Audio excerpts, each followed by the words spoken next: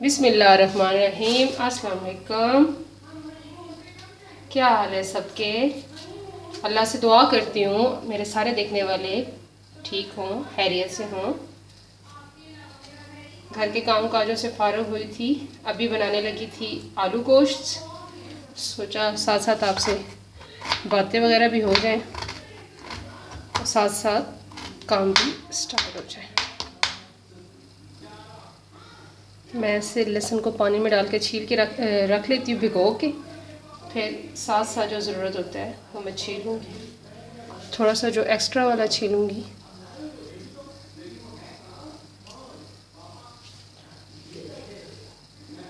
वो मैं फ्रिज में स्टोर कर लूँगी।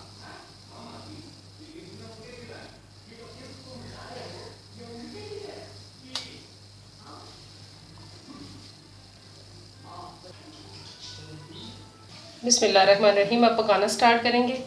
तो मैंने 3 पाव गोश्त लिया है, साथ ही इसमें जो प्याज काट के रखे हैं वो, अदरक लहसुन और साथ ही टमाटर, ये सब कुछ डाल के तो 20 मिनट के लिए मैं प्रेशर दूंगी इसको।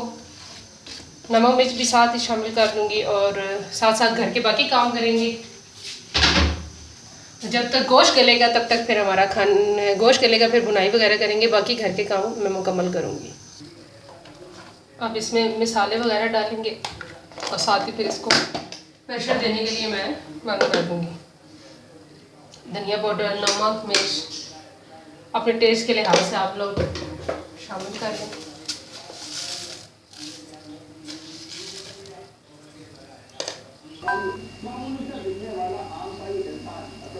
मैं मनी प्लांट की सफाई भी, देखिए पानी तो मैंने शामिल कर दी, लेकिन ऐसे इसके पत्तों को गीले कपड़े से साफ़ करेंगे तो ऐसे इसकी खूबसूरती ज़्यादा आती है। मैं इस तरह कपड़े से मनी प्लांट के पत्ते साफ़ करती हूँ। पानी डालने से इसके ऊपर जो डस्ट होती है ना वो जम जाती है, और आप पत्ते इसके बहुत नाजुक होते हैं, बहुत आराम आराम से गीले कपड़े के साथ मैं इसको साफ़ करती हूँ।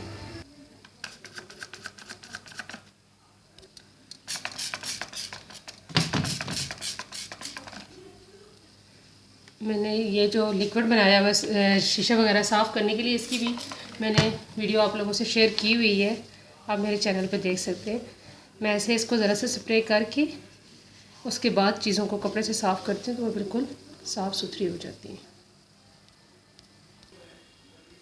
मैं ऐसे शूज़ बैग को भी गीले कपड़े से रोज़ साफ़ करती हूँ। इस शूज़ रैक के ऊपर ही मैंने ये इस तरह से ये बॉक्स बना के रखा हुआ है। इसके अंदर शूज़ की ये पॉलिश वगैरह, ब्रश वगैरह सब कुछ पड़ा हुआ है। हमारे पास यहाँ पर बंद अलमारी वाले शूज़ रैक नहीं मिलते, तो इसलिए मैंने प्लास्टिक का लेके ऊपर इस तरह से ऊपर प्लास्टिक डाल के इसको कवर करके रख देती हूँ। इस तरह शूज़ गंदे नहीं होते। आइडिया के तौर पर आप सबसे ये शेयर कर रही हूँ। साथ साथ सालन चूल्हे पे चढ़ाया है, साथ साथ कपड़ों को पानी लगा के रखा है। सफाई भी कंप्लीट हो चुकी है, साथ साथ कपड़े भी प्रेस हो रहे हैं और बाकी काम भी साथ साथ कुकिंग भी चल रही है। घर में जितनी लेडीज़ होती हैं तकरीबन सबकी यही रूटीन होती है कि एक काम तो कर नहीं रही होती, साथ साथ बहुत सारे टास्क होते हैं जो वो मुकम्मल कर रही होती है।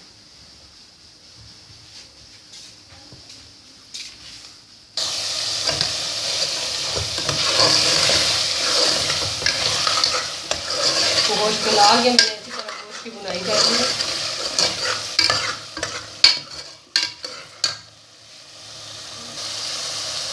ये देखिए न्याज मुहर्रम, 7वीं मुहर्रम है ना, न्याज दिलवाई है किसी ने, देग बनवाई है, उसके चावल आए हैं।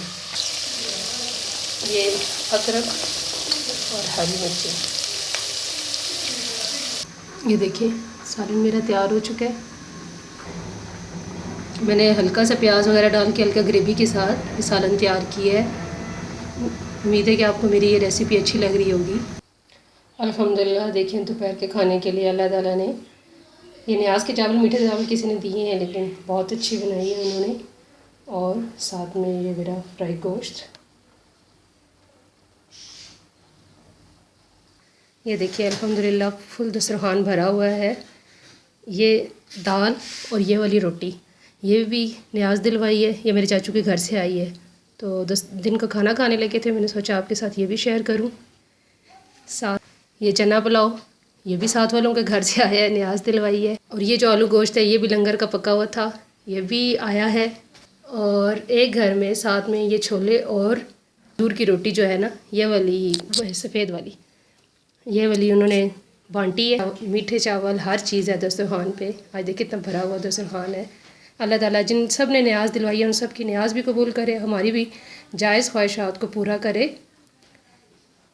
उम्मीद करती हूँ आज का व्लॉग आपको अच्छा लगा होगा। अगर आपको अच्छा लगा है तो प्लीज़ मेरे चैनल को ज़रूर लाइक और सब्सक्राइब कीजिएगा। जज़ाकल्लाह।